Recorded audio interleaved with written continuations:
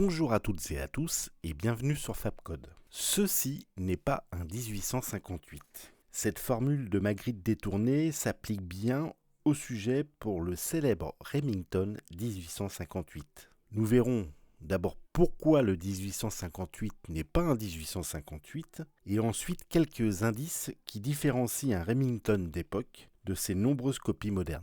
Le Remington 1858 que vous connaissez tous, reconnaissable au premier coup d'œil, est-il vraiment un 1858 ? Le 1858 d'origine a été fabriqué entre 1860 et 1862. Mais les répliques modernes que nous possédons ne sont pas des copies du 1858. En effet, si nous voulons être précis, ces copies sont celles du Remington New Model 1863. 1863 a été fabriqué entre 1863 et 1875. En fait, le 1858, c'est la date du brevet qui couvre le verrouillage de l'axe du barillet par le refouloir, qui a été déposé en 1858 pour le Remington Bills Pocket du calibre 31, seul qui a le droit de s'appeler le modèle 1858. Vous noterez que le vrai 1858 n'a rien à voir avec nos 1858. L'appellation officielle chez Remington à l'époque, c'était New Model Army, et c'est la manière la plus simple de l'appeler. Comparons maintenant le 1860 avec le 1863. Si vous avez la chance de trouver soit un vrai 1860 ou 63, il vous faudra avoir l'œil pour observer les différences. Je précise, je ne suis pas expert et ce ne sont des observations personnelles et non exhaustives. Mais 4 détails différencient souvent les 60 au 63. L'angle de la crête du chien à 45 degrés, plus élevé sur le 1900. Ensuite, notons l'absence d'encoche de sécurité sur le barillet sur le 1860, qui sont bien présentes entre les cheminées sur le 1863. Autre caractéristique, c'est l'espacement entre le barillet et la carcasse, qui se trouve à fleur sur l'original, et sur le 1863, nous voyons le filetage. Le dernier détail, c'est le changement de guidon qui était conique sur une queue d'aronde. La forme et la fixation changent sur le 1863. Maintenant que nous savons que notre 1858 est une copie du 1863, voyons les différences avec nos répliques et un 63 d'origine.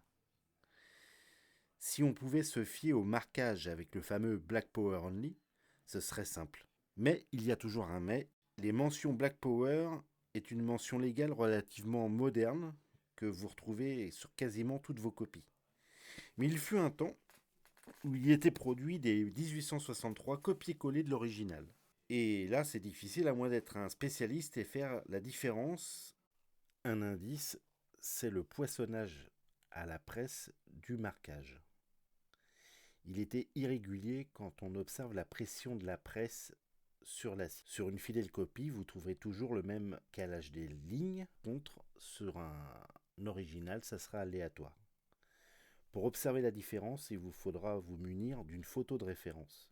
Sinon, c'est très difficile à déterminer. Voici d'autres indices. Les plaquettes en noyer américain pour le 63, donc si c'est d'autres matériaux, c'est une copie, sauf les bonnes copies qui ont des plaquettes en noyer européen. Deux éléments qui pourront nous aider, c'est le poids et l'axe de barillet. Le 63 d'origine pèse plus de 1,230 kg. En général, les copies font moins d'1,200 kg. Si l'axe de barillet est supérieur à 7 mm, c'est une copie. L'original serait environ à 6,9 mm. Avouez que ça se joue de peu et qu'il faut être équipé. Heureusement, les copies modernes, lui, sont plus simples. Bien que les copies les plus connues soient italiennes, vous trouverez des copies américaines, allemandes, belges, espagnoles, avec autant de marquages que de poinçons. Des modèles de taille et d'esthétisme qui vous conviendront.